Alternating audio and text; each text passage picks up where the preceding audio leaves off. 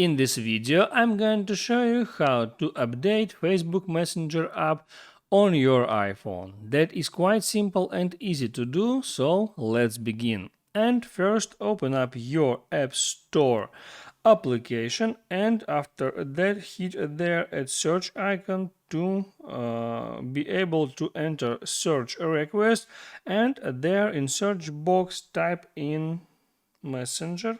And now there at the first position you see Messenger app and update button just beside the app name, and to be able to update that app just hit the update button and wait till the update process ends. So now you see the open button. It means that the app was just updated to the latest version and you can use it as you normally would.